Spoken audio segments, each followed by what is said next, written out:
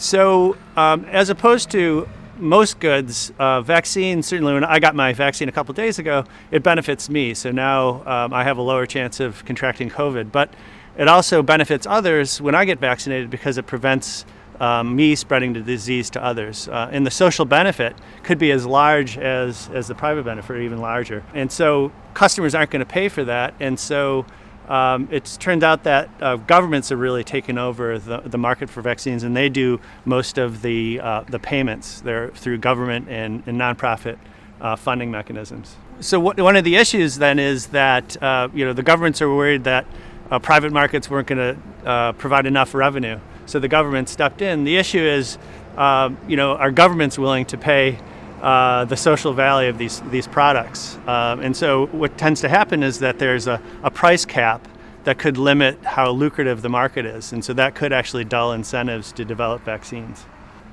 So the main difference for the COVID vaccine is that we're in the middle of a pandemic. Typical vaccines, say for childhood diseases, for measles, we don't have a measles epidemic. And so there's just not the advantages from scale and speed for typical diseases there is for COVID. There are estimates that the world is losing $1 trillion a month from economic output losses, just losses of education, well-being, and of course mortality. And so if you can speed up the end of the pandemic by 1 month, you can think about these gains in the trillions. There's a question about whether firms have the incentives to deliver vaccines at the scale and speed that society needs. We have a paper in Science with some co-authors that just came out where we estimated that the capacity that's put in place for a COVID vaccine might be worth as much as $5,000 per annual course.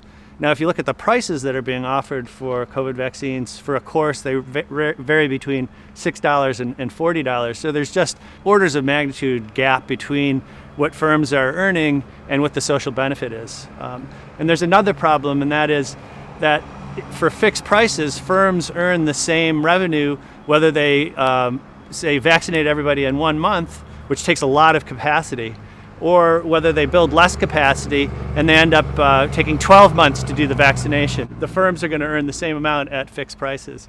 And so governments and agencies need to come up with funding mechanisms that try to get around that problem.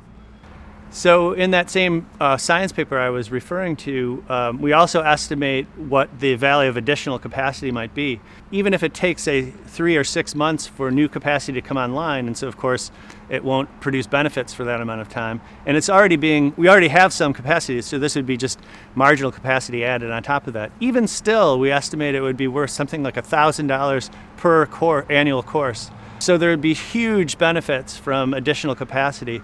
And really the benefits some of it would redound to rich countries, but a lot of it actually would redound to poor countries because they're at the end of the line to receive vaccines according to the bilateral deals that are in place. We estimate that they might be able to speed up the completion of a worldwide vaccination campaign by something like 5 months if we could, say, install an additional 1 billion courses of annual capacity.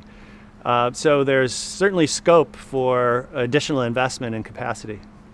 There's a debate about whether every single ounce of available capacity is being used.